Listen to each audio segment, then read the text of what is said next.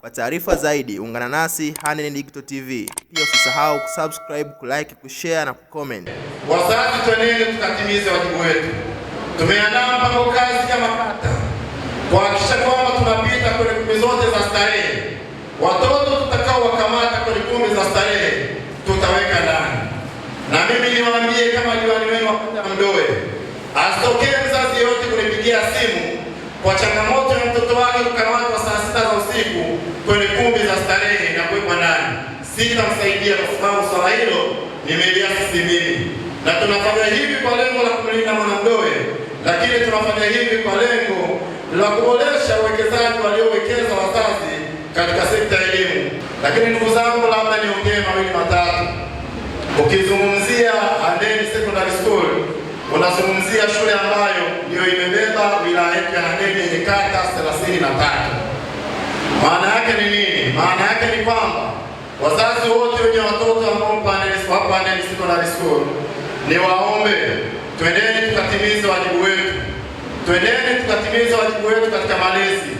Twendeni tukatimize wajibu wetu katika ushirikiano na walimu wetu kwenda kuhakikisha kwamba tunafanya vizuri zaidi. Nafikiri sana imeeleza shule yetu inafanya vizuri. Advance inafanya vizuri tangu ilipoanzishwa. Nafikiri hii ni mahafali ya 11. Lakini taarifa inaonyesha kwamba tunafanya vizuri. Ni wajibu wetu wazazi, twendeni tukaunge mkono walimu. Ni wajibu wetu wazazi, twendeni tukaelimisha na wale wenzetu kuhusiana swala la elimu. Ndugu zangu, niwaambie, serikali inatumia gharama kubwa sana katika swala la elimu. Tunapozungumzia kwamba ada imefutwa, haimaanishi kwamba ada haihitajiki. Ada ilikuwa ni sehemu ya kuendesha taasisi ya elimu, lakini Rais wa Jamhuri ya Muungano wa Tanzania Dr. Samia Suluhu Hassan, kwa kumwonea huruma Mtanzania, kwa kumwonea huruma Mwanatanga, kwa kumwonea huruma Mwanahandeni na Mwanamdoe, akaona jukumu la ada alitue kwa mzazi na badala yake ibebe serikali. Hivyo ni wajibu wetu na sisi kwenda kutimiza wajibu wetu katika malezi.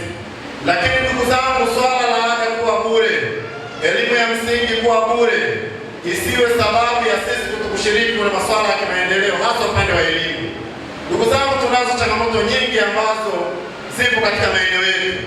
Hata kwenye risala iliyowasilishwa mbele yetu, yapo baadhi ya mambo ambayo tunaweza tukayabeba hata sisi wenyewe wazazi, tukiamua kulibeba swala la elimu. Ndugu zangu, wote ni mashahidi. Baada ya kuapishwa, nilifanya ziara kwenye shule zetu zote zilizokuwepo kwenye kata ya Mdoe, ikiwepo Handeni Secondary School. Tulikutana na wazazi, lakini lengo lilikuwa ni moja, ni kufanya mapinduzi ya kitaaluma kwenye kata yetu ya Mdoe. Hatuwezi kuwa na sekondari bora endapo kama hatutakuwa na shule za msingi zilizokuwa bora. Ndugu zangu, jukumu ni letu wazazi. Wazazi tumekubaliana kwenye ziara yetu, walimu tumekubaliana kwenye ziara yetu, twendeni tukatimize wajibu wetu. Ni matamanio yangu kwenye kipindi changu cha uongozi, sitaki kusikia swala zero. Natamani tufute zero kwenye shule zetu za msingi, lakini pia tupandishe wastani wa ufaulu, na hili litawezekana endapo tutaunganisha nguvu kati ya wazazi pamoja na walimu, na hili tumekubaliana. Lakini pia tutafanya vizuri Handeni Secondary School kama tutakuwa na wahitimu wazuri shule ya msingi. 90% mnaowaona pale Olevo Handeni Secondary School ni vijana wanaotoka kwenye shule zetu za kata ya Mdoe. Tukiimarisha na tukaamua kuwa pamoja na kulipa nguvu swala la elimu, ninaamini tutafanya vizuri zaidi ya leo. Ndugu mgeni rasmi, mengi yamefanyika, sote ni mashahidi. Handeni Secondary School ni miongoni mwa shule ambayo ina wanafunzi wengi kuliko shule yote kwenye wilaya ya Handeni. Lakini hapa tunapozungumzia kwa jitihada za Mheshimiwa Rais za kuwapambania wananchi wa Tanzania, lakini ameiona Handeni, lakini ameiona Mdoe, tunakwenda kupata shule ya sekondari ya kata ya Mdoe.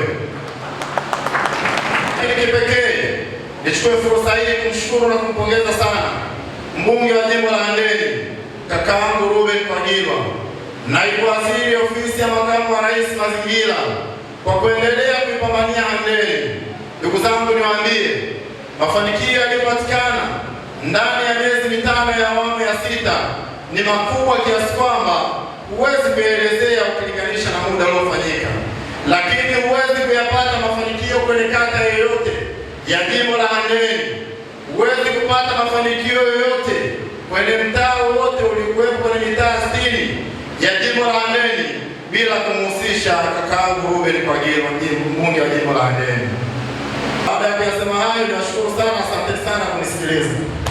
Nitambua uwepo wa waheshimiwa madiwani wote mlioko hapa pamoja na wazazi, wahitimu na waalikwa wote na walimu wote wa shule ya sekondari, na wasalimu tena kwa jina la Jamhuri ya Muungano wa Tanzania.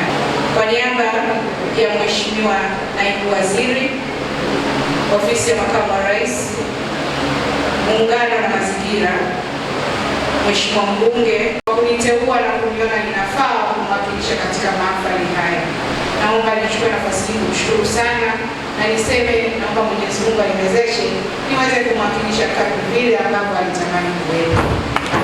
Lakini baada ya hayo, ndugu zangu, naomba nirudi kwa nasaha za vijana wetu wahitimu wa kidato cha 6 cha mahafali ya sekondari. Vijana wangu, wadogo zangu, ninaamini kabisa kwa mlivyoonekana hapa, kwa matendo yenu mlivyoonekana hapa, sina shaka nyingi. Niwapongeze sana walimu, niwapongeze walezi, niwapongeze wazazi kwa malezi bora ya vijana wetu. Jamhuri ya Muungano wa Tanzania, mama yetu kipenzi, Mama Samia Suluhu Hassan, kwa kweli tunapaswa kuendelea kumwombea Mungu, aendelee kumpa nguvu, ustahimilivu, lakini aendelee kutenda kazi sawa sawa na mapenzi yake. Kwa hiyo tunamshukuru sana kwa miradi mbalimbali anayoleta, pamoja na changamoto ambazo zimewasilishwa hapa. Bado tunaona jitihada kubwa katika awamu ya 6 chini ya uongozi wa mama yetu. Ndugu zangu, kama ambavyo nimewaeleza, mimi leo niko hapa kumwakilisha Mheshimiwa Naibu Waziri, lakini ni mbunge wa jimbo la Handeni. Changamoto hizi zote zilizowasilishwa hapa, Mheshimiwa Waziri, Mheshimiwa Naibu Waziri anazitambua na anazijua fika changamoto hizi, na alitamani sana leo kushiriki ili azitatue akiwa yeye mwenyewe hapa, lakini kutokana nilivyowaambia na majukumu alionayo bungeni ameshindwa. Kwa niaba ya Mheshimiwa Naibu Waziri, mimi nazipokea changamoto zote zilizowasilishwa hapa.